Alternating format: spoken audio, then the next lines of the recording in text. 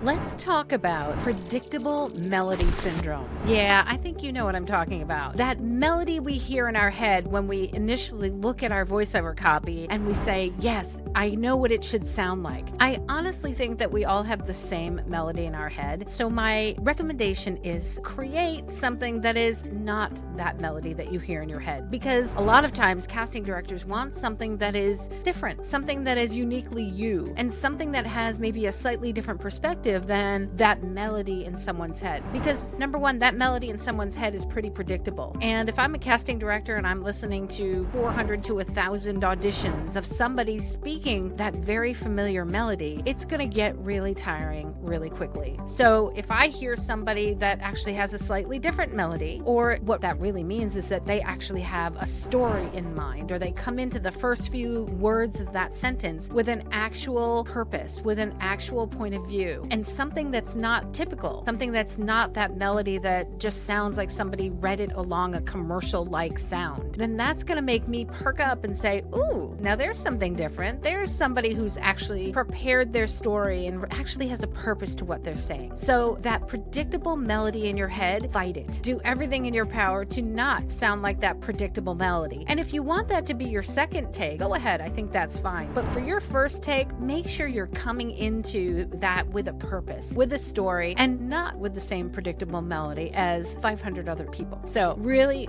do your homework, figure out what your point of view is, and figure out maybe what you're reacting to so that your melody comes in differently than 500 other people. Thanks so much for watching, guys.